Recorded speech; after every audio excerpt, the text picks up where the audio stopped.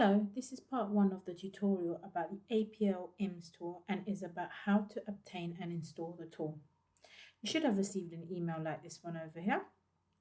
If you haven't, then please contact your local CEG facilitator. Once you have downloaded the zip file, you should unzip it. Don't try to use the tool or the Imms search without doing this first. You want to press on extract and then you want to press on extract all. You should put the folder somewhere that is easily accessible and appropriately secure because you will be using patient data. This will usually be the practice's shared drive. Don't bury it under too many folders or you might experience issues. And then you press extract at the bottom and this will extract your folder and then you will be presented with the following screen. One of them is the actual tool itself, which is this one over here. Another one is a PDF user manual, which is this one over here. There will also be a search XML file for you to import into Imms, which is this one over here.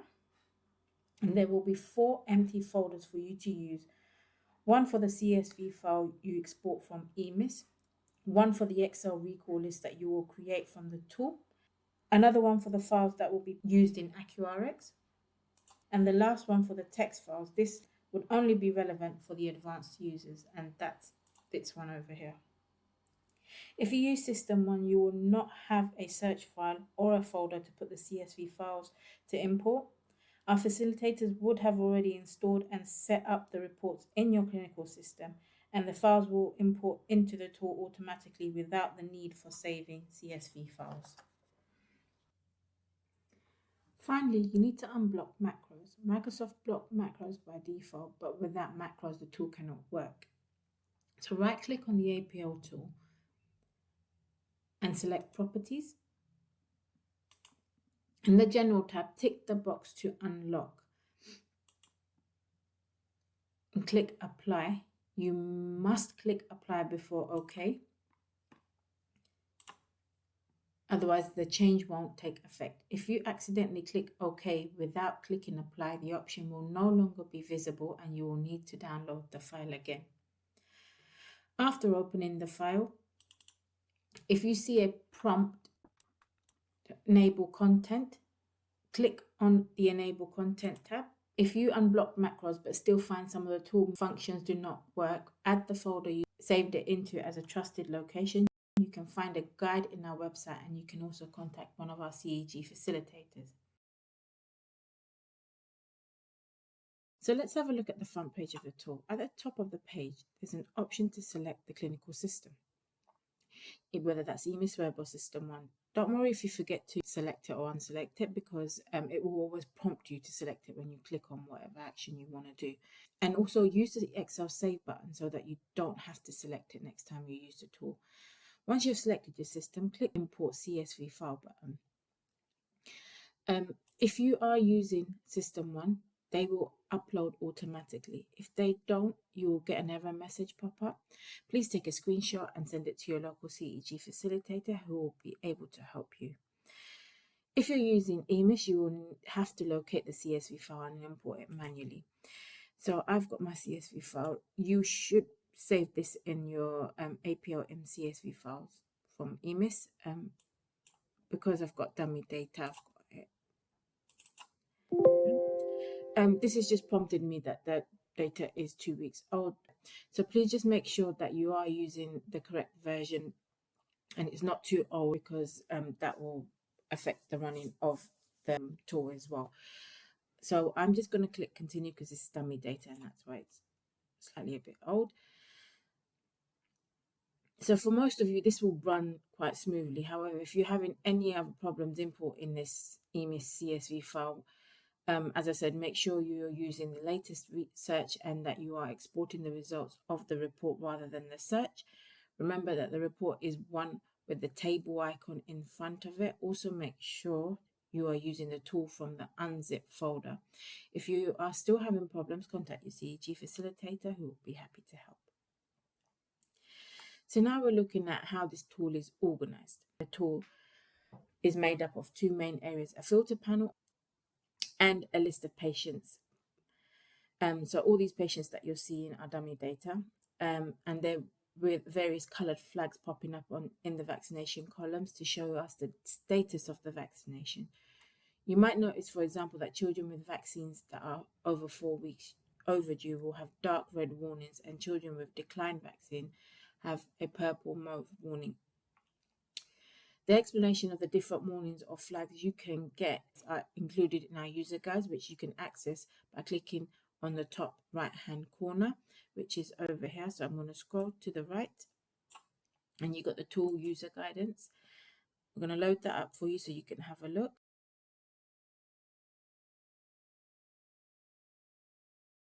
I'm going to go to the user guidance, and as you can see over here, this is the user guidance, and all the definition of the colors are here for you as well. So you've got all of that explained to you in a little bit more detail. Moving back to the tool, you can also use the freeze panes. This will just freeze the scroll through the patients without losing the headers, basically. So if I freeze that, you'll be able to scroll down without losing any of these headers over here. If I unfreeze that, then you'll be able to scroll all the way down, but you won't be able to see the headers on there at all. I'm now going to illustrate the filter functions. Pay attention to the filter patient count, which is over here. This changes according to the filter selected. So at the start, we have all children who are not yet 6 years old. If we now go to the routine recall, which is over here, status and tick due. So I'm going to just tick on that. You'll see that the filtered patients have changed, and it goes down, showing only the children who are due within a week. This might be all you want, and you could just export this list. But if we then also tick the box for 1 week overdue, which is this one. Now I have a list of children who are either due or not long overdue. If my list is too long, I might want to focus only on children in a certain age band, for example, those who are 3 years, 4 months or older. This will get the count back down again. Please note that the age filters are exclusive, which means you cannot choose 2 age bands simultaneously. Children with an active decline code will not appear in these recall lists. Now let's reset the filter button to return to our population in the due soon for 1 year, 3 years and 4 years filter. So that's over here. If you were to click on this filter, you would see all children who are a month away from needing their 1 year vaccination or their preschool vaccinations. This will give you a good amount of time to book these children for appointments if they don't have one already. You've got the newly registered children. Use this filter to find out if you need to chase their past vaccination histories or they are due vaccinations. So that's this one over here, newly registered. Sometimes you will need to run a specific vaccine catch-up campaign. Say, for example, that you are worried about children not being protected during the surge of pertussis. You know that for the full protection, they need this courses of 6-in-1 primary vaccination and also their preschool 4-in-1 booster. If you are older, to create a list of all children to call in, you click the 6-in-1 and the 4-in-1 tick boxes in the incomplete vaccination. You can combine this with the age filters if you want to. Children with an active decline code will not appear in these recall lists. Let's reset again and move on to now individual reviews. So that's over here. Here you can produce a list of children who have declined or have a contraindication to at least one vaccination. But you do not use this filter with the status or with incomplete vaccinations because they are mutually exclusive. Children in the decline list will not appear in the recall list for the vaccinations they declined, although they will appear if they are due for other vaccinations that have not been declined. The decline contra filter will list all the children who have an active refusal or contraindication code in their record so that you can examine their history and determine the best course of action. These codes become inactive at the age of 1 year and 3 years, 4 months so that the parents are given the chance to change their minds. If they still decline, you will need to code in their record again for them to appear in the list rather than recall list. The next filter in the individual review panel is the check record. This list will highlight children whose history merits in-depth review because of the anomaly.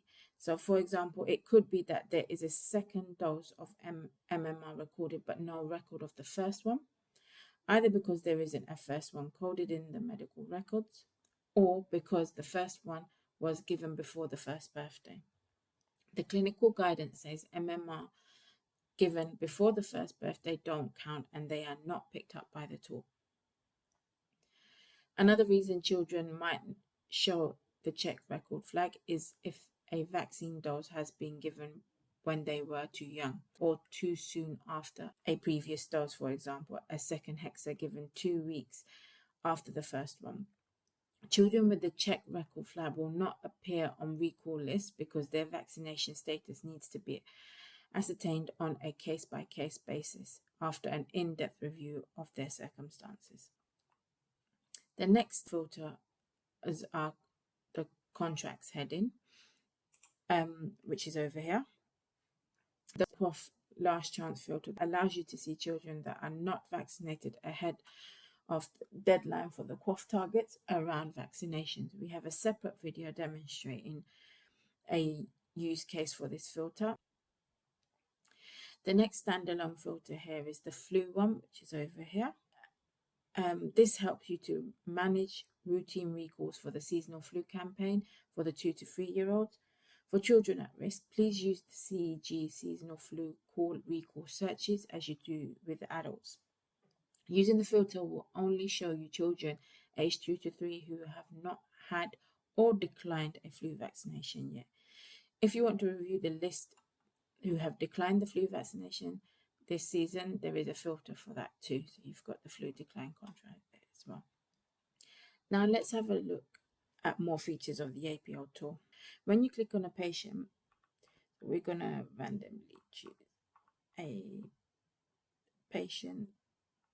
I'm just going to go into it. So you can see it's highlighted. We can click on that patient. The APL tool will take you to a summary page for the patient. Remember, I'm using a dummy patient here. At the top, you can see all the patient demographics. You will be warned if the ethnicity is missing from their record or if there is a safeguarding concern for this patient.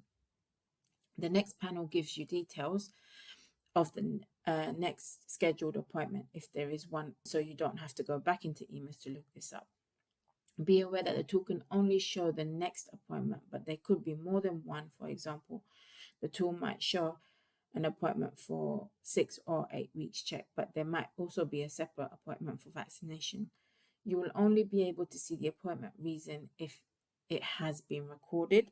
Below the appointment section, you'll see a panel showing if someone has refused all vaccinations and then the last reason recorded why a vaccination was declined. Finally, below these panels, we're using the same colored flags, so as we saw before, which will help you give rapid visual feedback of the vaccination status of the patient. You can print this patient summary.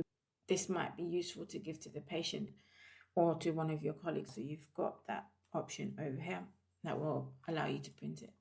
On the right hand side, you can see an updated list of useful links, which is, I'm going to scroll over and you can see that over here. Here you have information about the vaccination schedule, gaps between vaccine doses, comparing foreign and UK vaccination schedules, as well as access to materials to help guide conversations about vaccination hesitancy, and links to the latest data sources around vaccination coverage.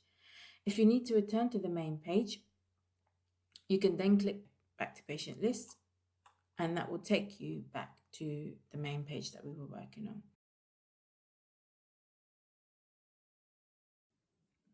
Now that you know how to use the filters, let's show you what to do with the patient list you produce. Say, for example, you want a list of children of any age who are due a vaccination this week. So you click on the due filter, which is over here. And now you can see in this fictitious list of patients that we're using for demonstration purposes, we've got 10 patients now. Now you'd like to share this list with a member of your team, and you're probably thinking, how am I going to do this? Well, there are several things you can do. You can just go to File, Print. Just make sure you change the settings. So I'm going to change this to landscape, which it's already there. And then we want to fit all columns onto one page, as I've got over here.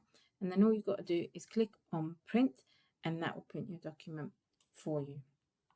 The second option is still quite quick and more sophisticated. You can export an Excel sheet that you can annotate and share with your colleagues and keep for future reference. So you use this export button at the top over here. Make sure you save it somewhere safe because it's patient identifiable data. So we recommend you use the folder we have provided for you called the APL-Imms Excel output. So I'm going to click on export, close that, and then you've got this APL-Imms Excel output. We're going to click on that.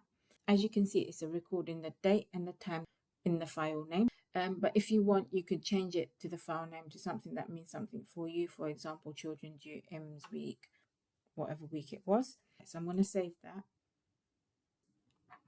Let's see what the export looks like. You have the list of patients here, and you can write on it, manipulate it like any other Excel file. The initial columns under the light blue banner, which is over here, and you can see I'll scroll across, are self-populated, but the ones at the end, which is over here, are for you to use as you want. You can even change the headers. You may want to write any instructions to colleagues, or that you have called a patient, or you can't connect, or they are away on holiday, etc. Once you're done, save it and tell your colleagues where they can find it. Thirdly, if you are sure that all your patients in your list require the same SMS message, you can use this export to AQRX button to produce a file. You can export it to AQRX. However, if you think it would be inappropriate to contact one or more patients in the list in this manner, make sure to open the output and delete them before using the output, so in the Excel file that you export. Lastly, you can export into a text file containing only NHS numbers, which is over here. This can be used by advanced EMIS users to create patient lists. From the patient list, they can then create searches to refine their list by characteristics not covered in the APL tool.